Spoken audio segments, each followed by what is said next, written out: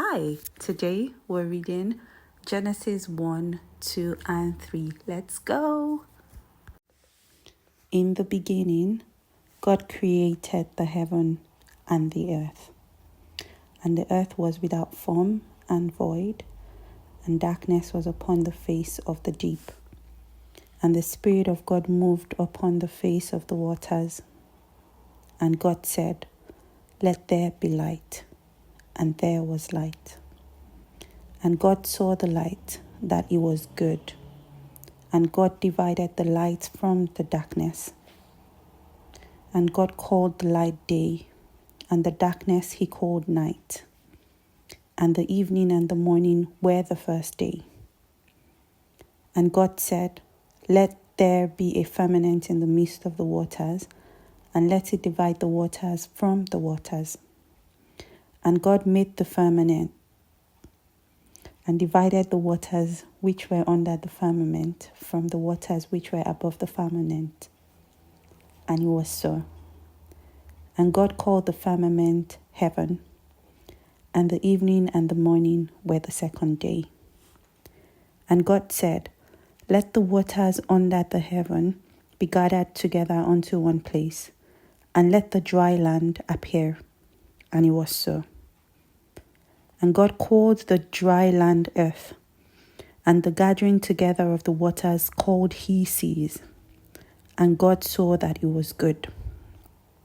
And God said, "Let the earth bring forth grass, the herb yielding seed, and the fruit tree yielding fruit after its kind, whose seed is in itself upon the water." And it was so.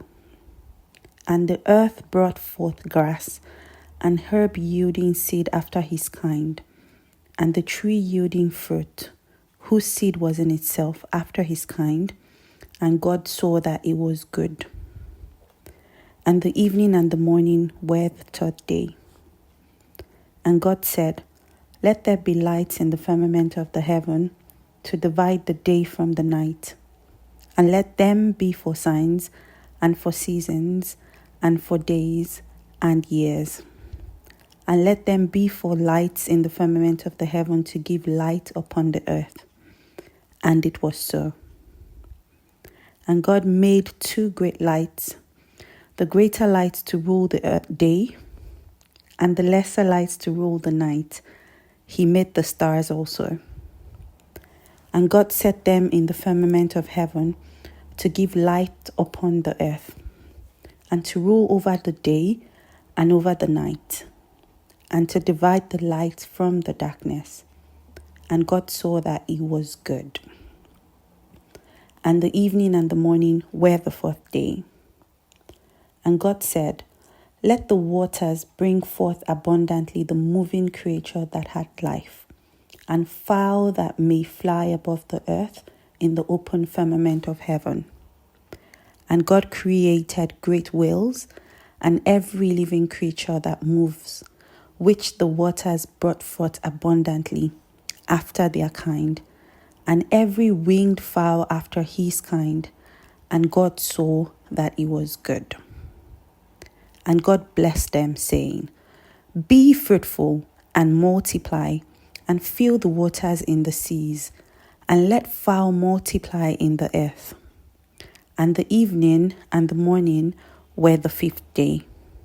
And God said, "Let the earth bring forth the living creature after his kind, cattle and creeping thing, and the beast of the earth after his kind." And it was so. And God made the beast of the earth after his kind, and cattle after their kind, and everything that creeps upon the earth after his kind. And God saw that it was good. And God said, "Let us make man in our image, after our likeness, and let them have dominion over the fish of the sea, and over the fowl of the air, and over the cattle, and over the earth, and over every creeping thing that creeps upon the earth." So God created man in his image. In the image of God created he him. Male and female created he them. And God blessed them. And God said unto them, Be fruitful and multiply and replenish the earth and subdue it, and have dominion over the fish of the sea and over the fowl of the air and over every living thing that moves upon the earth. And God said, Behold, I have given you every herb-bearing seed which is upon the face of the earth, and every tree in which is the fruit of a tree yielding seed. To you it shall be for meat. And to every beast of the earth, and to every fowl of the air, and to everything that creeps upon the earth, wherein there is life, I have given every green herb for meat. And it was so. And God saw everything he had made, and behold, it was very good. And the evening and the morning were the sixth day. Thus the heavens and the earth were finished, and all the host of them. And on the seventh day God ended his work which he had made, and he rested on the seventh day from all his work which he had made. And God blessed the seventh day and sanctified it, because that in it he had rested from all his work which God created and made. These are the generations of the heavens and of the earth when they were created. And the day that the Lord God made the earth and the heavens, and every plant of the field before it was in the earth, and every herb of the field before it grew. For the Lord God had not caused it to rain upon the earth, and there was not a man to till the ground. But there went up a mist from the earth, and watered the whole face of the ground.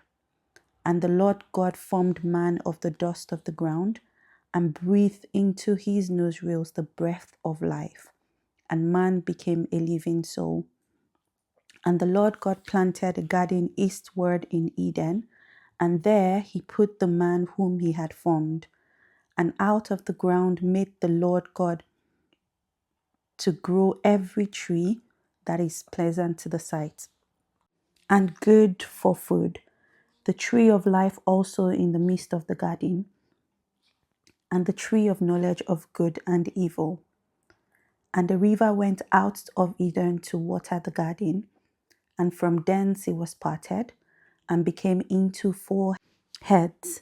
The name of the first is Pison, that is it which compassed the whole land of Havilah, where there is gold. And the gold of that land is good. There is bdellium, and there is onyx stone. And the name of the second river is Gihon. The same is it that compasses the whole land of Ethiopia. And the name of the third river is Hiddekel. That is it which go toward the east of Assyria. And the fourth river is Euphrates. And the Lord God took man and put him into the garden of Eden to dress it and to keep it. And the Lord God commanded the man, saying, Of every tree of the garden thou may freely eat, but of the tree of the knowledge of good and evil thou shalt not eat of it. For in the day that thou eat thereof thou shalt surely die. And the Lord God said, It is not good that the man should be alone. I will make him an helpmeet for him. And out of the ground the Lord God formed every beast of the field, and every fowl of the air, and brought them into Adam to see what he would call them. And whatsoever Adam called every living creature, that was the name thereof. And Adam gave names to all the cattle, and to the fowl of the air, and to every beast of the field. But for Adam there was not found an helpmeet for him. And the Lord God caused a deep sleep to fall upon Adam, and he slept. And he took one of his ribs, and closed up the flesh instead thereof. And the rib which the Lord God had taken from man made he a woman, and brought her unto the man. And Adam said, This is now bone of my bones, and flesh of my flesh.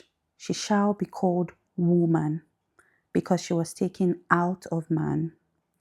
Therefore shall a man leave his father and his mother, and shall cleave unto his wife, and they shall be one flesh.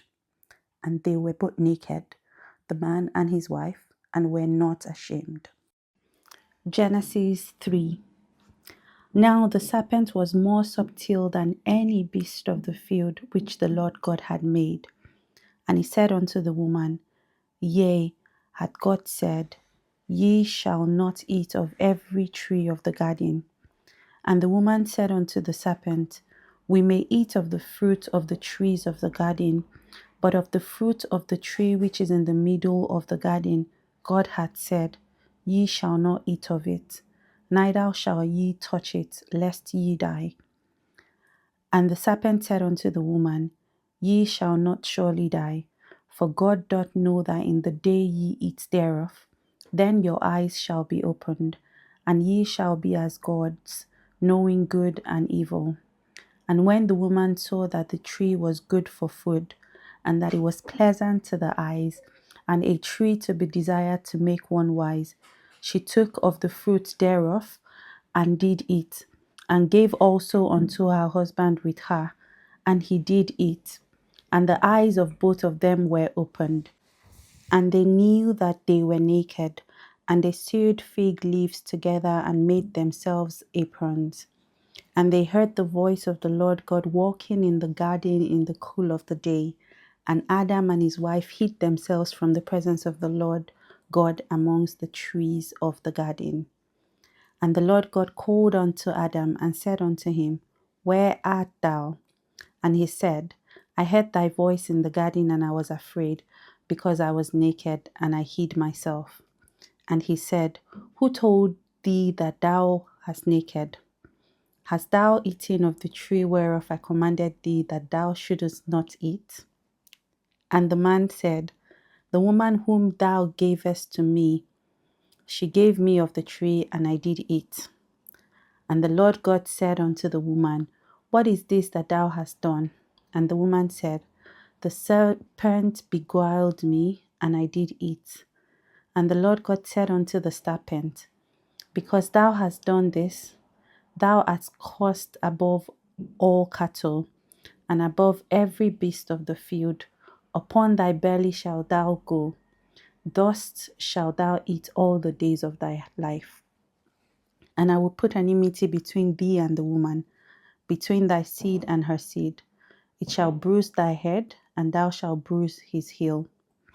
Unto the woman he said, I will greatly multiply thy sorrow and thy conception. In sorrow shalt thou bring forth children, and thy desire shall be to thy husband, and he shall rule over thee.